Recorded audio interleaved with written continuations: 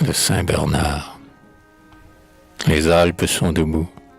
Les voyez-vous blanchir? Leurs murs sont crénelés. Qui pourra les franchir? Derrière leur enclos, à l'ombre épanouie, qui jamais cueillera la fleur de l'Italie? Si ce n'est toi, grand Dieu, qui jamais du vallon montera sur leur cime après l'aigle et l'aiglon. Comme un camp éternel, leurs tentes sont dressées. Qui les emportera sur son char entassé? Jamais la dent des boucs ne les ronge en chemin, et jamais l'ouragan ne déchire leur lin. Quel guerrier dormira sous leur toit de tempête? Il pourra dans son rêve escalader leur fête. Dès l'aube, la Jungfrau s'assied dans les ravins et porte l'avalanche en ses humides mains. Qui dénouera jamais son voile de nuages, comme une anachorète en son froid ermitage? Saint-Bernard, pieds nus, se couche en son cercueil. Qui jamais franchira les degrés de son seuil? Les Alpes sont debout, sur leurs flots sans rivage, que hérisse à leur fête un éternel orage, sur cette mer géante aux vagues de granit, où, comme l'Alcyon, les peuples font leur nid. Sans rameur et sans mât, suspendus à la cime, quelle barque jamais ira tenter l'abîme? Ah, qui m'emportera sur leur plus froid sommet, comme un chevreau lassé qui monte en son chalet? Qui me dira jamais ce que l'aigle en son air, sur leur autre penchant aperçoit de mystère? Comment sont faits les bois de myrte, d'olivier, et le goût des citrons au pied des citronniers? Qui me bâtira plus puissant que l'orage, mon refuge, ici-bas, sur leurs rochers sauvages? Je suis un voyageur que suivent les vautours. La brume m'environne et je crie « Au secours !»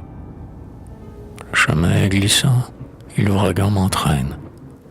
Est-ce là le chemin qui mène à Sainte-Hélène? Car c'est là que j'ai vu le chasseur de chamois, dont le nom retentit comme fait un carquois. L'ours du Saint-Bernard, à la fin muselé, en grondant le suivait au fond de la vallée. Sa flèche était lancée, et par-delà les monts, allait blesser à mort le cœur des nations. Ici, j'ai vu passer un berger sans ouaille.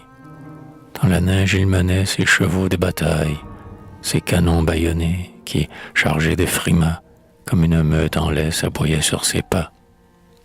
Ses clairons muets à la lèvre sanglante, les chiens du couvent hurlaient dans la tourmente. Mille voix appelaient, mille voix répondaient. Sur le bord des glaciers, les longs sabres pendaient, comme font les chevreaux au bord des pâturages. Les drapeaux engourdis se mêlaient aux nuages. Mille mains à la fois traînaient un même char, et la cloche sonnait sur le grand Saint-Bernard. Ici, j'ai vu bondir, sur son humide trace, comme un peuple enfermé dans son tombeau de glace. L'avalanche croulante au chant de Marengo, un seul mot dit trop et redit par l'écho, m'avait précipité au penchant des abîmes. Devant elle, une main aplanissait les cimes. Oh, quand elle eut enfin roulé, de bond en bond, au seuil de Marengo, loin du sentier des monts, on entendit alors, là, sous la vigne mûre, le choc d'une cymbale et le choc d'une armure. Puis bientôt sans harnais, mille et mille chevaux, errants et tout meurtris que suivaient des corbeaux. Puis un bruit haletant de canons qui mugissent, de sabres ébréchés, de pas qui retentissent, de pesants cavaliers croulant comme des tours, de tambours ameutés comme des troupeaux d'ours, et vers le soir on vit l'aigle noir à deux têtes, qui, sanglante, cherchait son nid dans les tempêtes. Puis après tout se tut, mais dès le lendemain, la neige sur les monts effaçait le chemin. Comme un grand fossoyeur au vallon qu'il déchire, Saint-Bernard creusait la tombe d'un empire. Et là-bas, le chasseur disait à demi-voix, « Sont cela les pas d'un peuple ou les pas d'un chamois ?»